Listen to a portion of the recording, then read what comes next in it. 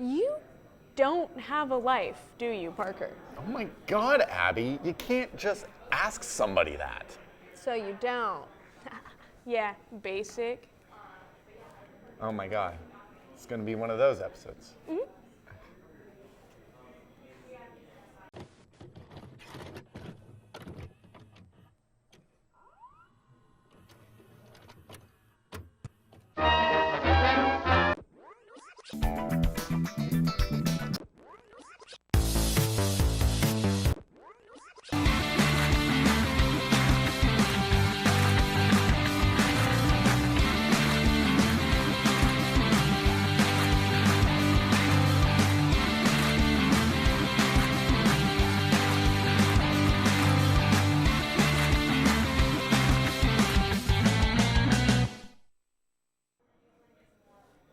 And welcome back to The Real Deal, Ball State's premier entertainment news show. I'm your host, Abby Perry. And I'm Parker Carlson.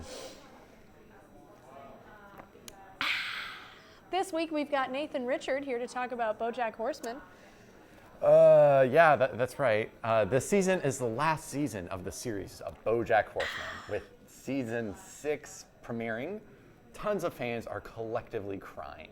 And if you listen closely, you can hear the distant cries of sad fans. Like Nate. Okay, let's not call him out, all right? I cry when my favorite shows end too. Well, duh, that's because you're weak. Alrighty then, all right. Nate, care to take it away with your review of season 6? So ever since I've been on The Real Deal, every time that a new season of Netflix's acclaimed animated series BoJack Horseman has come out, I've reviewed it. Now, the series is coming to an end with the two-part 6th and final season. Part 1 dropped on October 25th, while Part 2 doesn't drop until January 31st. BoJack Horseman was a show that started out rough, to say the least. The first season was a bit of a slog to get through, especially with the first several episodes. But towards the end of the season, it started to improve itself. After that, the shows started to get better and better with each season, with Season 5 easily being one of the best seasons of television I've ever seen. Season 6, Part 1, picks up a couple months after the events of Season 5, with BoJack in rehab. While at first struggling, he is soon able to face some of his demons, including his crippling alcoholism, the abuse he suffered in the hands of his parents, and the death of his horsing around co-star Sarah Lynn, who died in his arms after the two went through a cross-country bender. Meanwhile, his former agent, Princess Carolyn, is struggling to raise her infant adoptive daughter.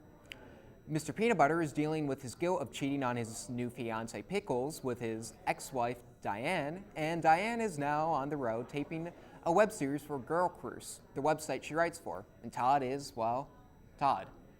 BoJack Horseman has not lost even a lick of its magic. It's just as fresh as it was during seasons 2 through 5. The series is known for going to some very dark places, and right from the get-go, Season 6 begins with one of the most emotionally devastating episodes of the entire series. While previous seasons have had episodes that have taken decidedly lighter tones, these first 8 episodes of Season 6 never lighten up on the show's darker subject matter. This is easily the most muted season of the series. It's much more subtle, and the absurdist humor is still here, but it does feel a little toned down. It's also interesting how they decide to structure these episodes, as the first several episodes almost exclusively follow one character's arc. The first episode follows BoJack, the second, Princess Carolyn, the third, Diane, and the fourth, Mr. Peanut Butter. This format, at least in my opinion, actually really helps with showing just how far or little these characters have come in their journeys and have evolved past the stereotypes that they were in the first part of Season 1. I can't go much further into this season without getting into spoilers, so that's all I have for now. Until next time, I'm Nate Richard. Thanks, Nate, for that refreshing segment. Gonna take another sip for that line? Oh, right. I almost forgot. You know, I'm eventually going to run out of this. Oh no, dang it. I guess you'll have to stop drinking water like a lunatic this episode. Oh, contraire. Oh my God. Oh my God.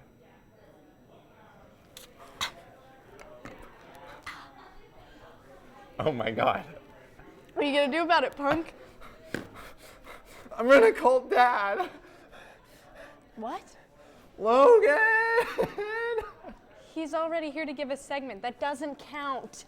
Logan, care to share what you've got to say for your segment this week?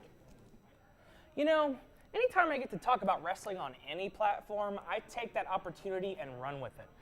Unfortunately, this isn't about something positive like Otis finally getting his dream girl Mandy Rose or Big E and Kofi Kingston showering me with pancakes while Xavier Rose plays Francesca II, the beloved trombone. Instead, it's about the ever-controversial relationship that WWE has with Saudi Arabia. This all started back in 2014 when WWE did their first shows ever in Saudi Arabia. Since then, the WWE and the General Sports Authority in Saudi Arabia have put on 4 large shows, resulting in massive paydays for the WWE.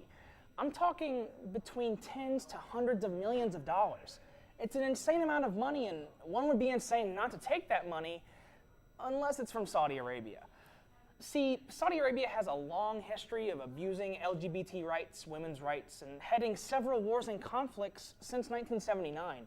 This Saudi money is incredibly dirty, and yet Vince McMahon has no problem taking it. That's been a talking point since this deal began, and while it is important to talk about, it's not why I'm talking about it today.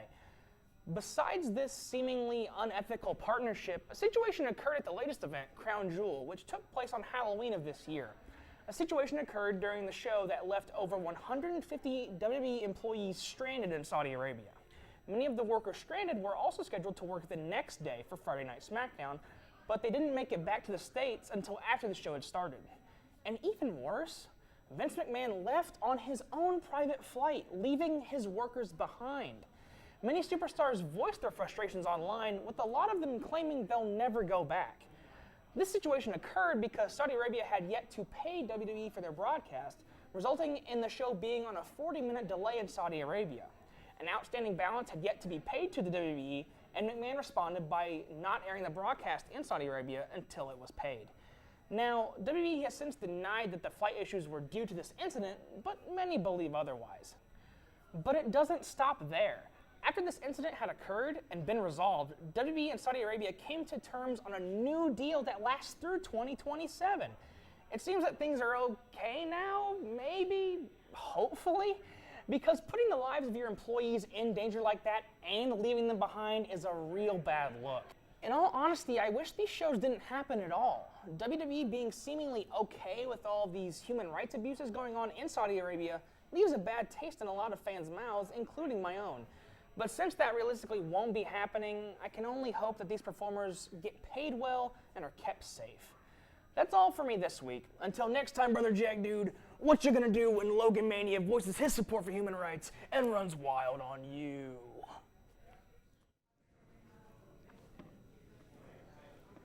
Thank you, Logan. Always a dream come true to have you here. Sweet, sweet water.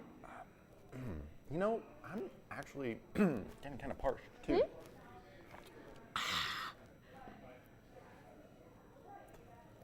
I don't need it. You do you. I don't need it. I don't need it. I need it.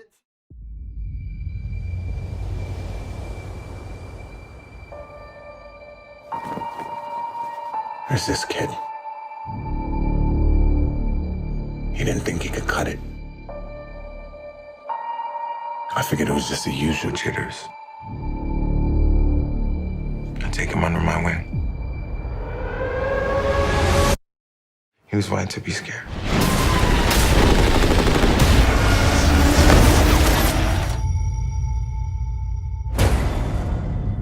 When I was a kid, there was a place. A dark place. They closed it down and let it rot. But the things that lived there, Hello, Daddy. they come back. Gentlemen, we are Smoke Jumpers, the most elite team of firefighters in the world. We must be at our very best. Every second of every day. Give me a line. We do what I say, and we do it now. He said no! We're a go for extraction. No, wait, what?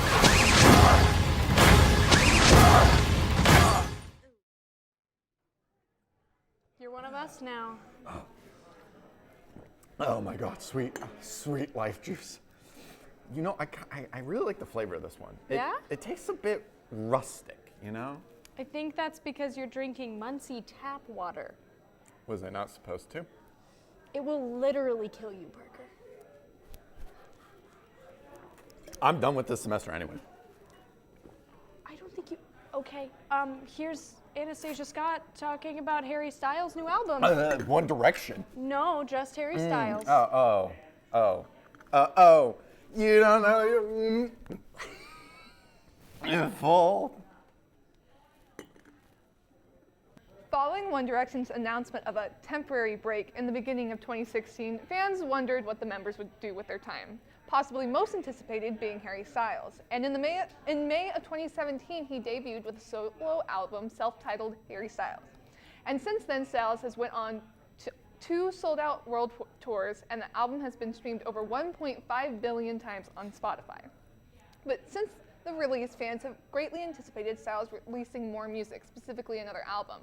Fans searched for any clue as to whether there was a new album in the works or not. There was a bit of confusion following a tweet from Styles that simply said "dude" that left fans scratching their heads on October 5th, and suddenly, without any warning, Styles posted cryptic photos on his social media and then released Lights Up on October 10th, 2 whole years after his original album. Lights Up was received extremely well with over 21.5 million streams within his first week. But again, fans are wondering what this means as Harry Styles goes forward with his music. Would there be more songs, or would we have to wait even longer for his return?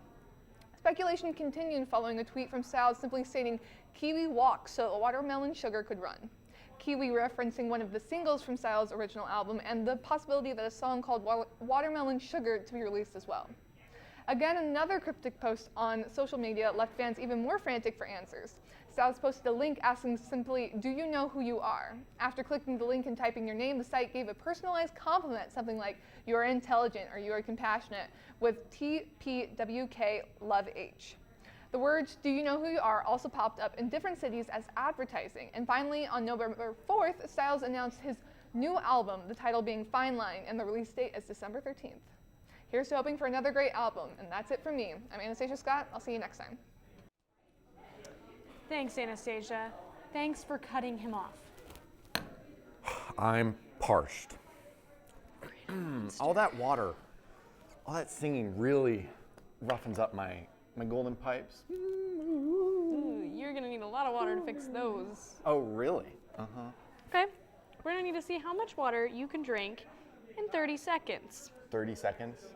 Oh Yep. my God. You ready? What? No, Go.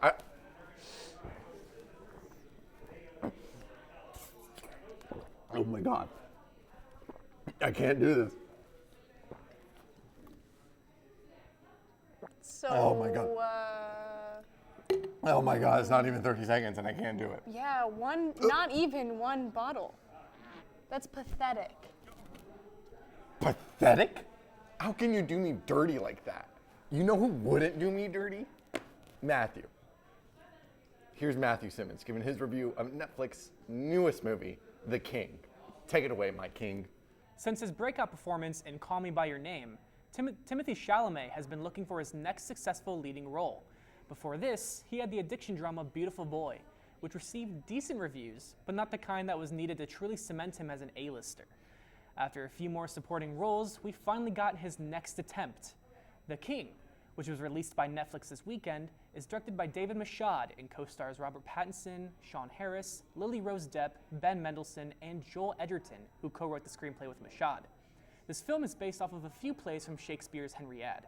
And here Chalamet portrays Prince Henry, who after his father passes away, is thrust into responsibility as the new King of England and must make major decisions about the kind of king he wants to be. Now, Shakespeare's text is an incredibly compelling source material and can make for a riveting experience if it's done right, which is sad to say because The King is nowhere near as great as it should be. The movie has a big, glaring issue. It's not long enough to fully dive into Henry's psyche and develop him realistically, yet at the same time, it still feels overlong, especially during the first sluggish 2 acts. I believe this would have worked better as a miniseries so that these moments could breathe and create some more substance. There are glimpses of the film going in the right direction, but those moments are cut short to quickly depict some act of violence, which I'm guessing was their attempt to keep viewers awake through its overall blandness. Even the elements that make Shakespeare's work so captivating and stand the test of time are overdone to the point that it almost seems like a parody of itself. Now, even though I've been tearing into it, there are actually a few things here that elevate the script. First off, the film looks gorgeous. Mashad and cinematographer Adam Archipel know how to present very beautiful compositions, especially during that climactic third act battle that totally rules. Then there's Nicholas Britell's haunting score. Britell has been putting out consistently great work for movies like Moonlight and If Beale Street Could Talk, and this is no exception. Trust me, it is a banger. And while the film itself isn't all that interesting, the cast do their best to make something out of it. Chalamet's brooding take on the character caught me a little off guard, but it works, and he's a great lead throughout. Although there is one small problem. He's constantly overshadowed by the fantastic, albeit wasted, supporting cast. Joel Edgerton has always caught my attention whenever he's on screen, and he injects a lot of heart into the film as Falstaff. Sean Harris does his mysterious Sean Harris thing, which is always great. And then there's Robert Pattinson as the Dauphin. I wish I could have filmed my reaction when he revealed his choice of a French accent. It's so cartoony and creepy and borderline ridiculous that it works and is kind of brilliant. Yeah, it's the sort of bold, creative choice that I wish more of these actors had taken, because as soon as he's on screen, the film immediately gets better. Maybe we can somehow get this film reshot where Pattinson can play all of the roles. It'd be like Shakespeare's Norbit. Although that's probably not the best idea. Anyways, before I get completely sidetracked, I'll say a few quick final words to wrap up my thoughts. The King is fine. It has got enough things in it that should tie over most period piece lovers or Chalamet stans for almost 2.5 hours, but it unfortunately is yet another bland and uninspired Shakespearean tale. I just hope that Timmy can find another project that lives up to his potential soon. Here's looking to you, Dune. I'm gonna give The King a 2.8 out of 5. As always, I'm Matthew Simmons, and merci, thanks for watching. Why do I even try? Why? Thanks, Matthew. Keep on trying. Look at your kingdom. I know, I'm the queen of all these hydro homies. And here I am, just a common H2 hoe. You're not wrong.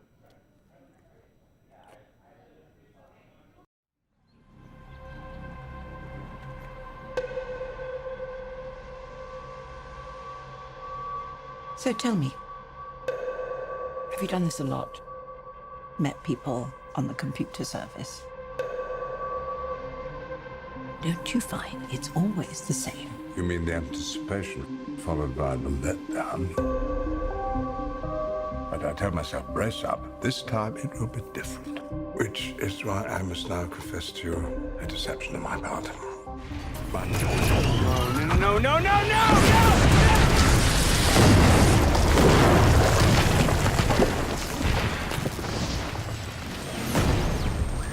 And cut! Tail mark. And marker. Hello? I wish I was a little bit taller. I wish I was a baller. I wish I had a girl who looked good. I would call her.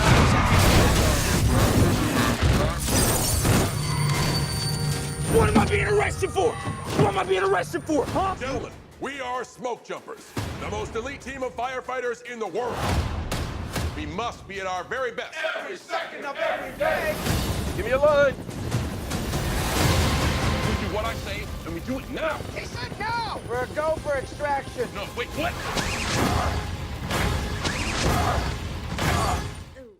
I recently watched the pilot episode of a new series on Netflix. The series is called Living With Yourself, and boy was it different than what I expected. Immediately I was sold on the show, as it stars Paul Rudd. I adore that man and everything that he does, so I simply had to give it a watch. I also saw online from Rudd himself that the show was an easy one to watch. That was a fairly correct statement given the length of the episodes and the concept. Let's dive into the concept. I've only seen the first episode, but boy was it interesting. And I say that as another way of expressing that it was a little weird. Not the bad kind of weird, more like the good kind, but still weird. The name of the show gives you more context if you take it completely literally. Living with yourself. Paul Rudd's character, Miles Elliott, is extremely unhappy. He hates his job, he hates that he and his wife are having trouble having kids, and his wife honestly doesn't seem too fond of him so far. Bad things always seem to happen to him, and he just wants out. He does something a little crazy, and even more crazy ensues. Now, I don't want to give away the crazy, but trust me, it's wacky. I have to hand it to the show for being different. Just last week, I went on a tangent about needing new and fresh content, and this show certainly delivered just that. It is a concept that I've never really thought about before. The different and unique story made the first episode extremely entertaining. I was sad that I didn't have time to watch a second episode, but it left me excited for consuming media again. For so long, I was going through the motions on Netflix and Hulu, wondering when another good show would catch my attention. Living with Yourself did just that. The first episode presented entertainment, comedy, emotion, and something new to make me think. It didn't offer much in the way of relatability on my end, especially after the craziness that I can't talk about happens, but the other qualities made up for this. Paul Rudd was also the perfect actor for this show.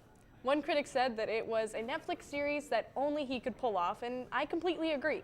I don't know what it is about him, but this is a perfect series for him. Overall, I enjoyed the first episode, and I hope to continue to enjoy watching the series. I have a feeling the first episode is not the most chaotic at all, so I'm probably in for a wild ride. That's all I have. Parker? Very well spoken. Thank you. Very well spoken. At the time of recording this episode, it is November 5th. That makes this episode the very first one of November 2019, which, hold on, I'm getting somewhere, is the date of the original 1982 Blade Runner was released. I know. I'm just as disappointed as you are that we're not at the technology yet for androids and flying cars. But after a recent announcement by Microsoft, we could be looking at some pretty futuristic and much needed technology in the near future of cinema. One of the biggest problems in our information age is how to store that information. Right now, mostly everybody stores everything either on the cloud or on hard drives. If you're one of those common plebs like me, you still use those archaic optical discs called Blu-rays or even DVDs. Before, the conversation would revolve around what's next. There was Betamax videotapes, what's next? VHS, what's next? After that, you get the gist. So what we've been asking ourselves, what's next after digital?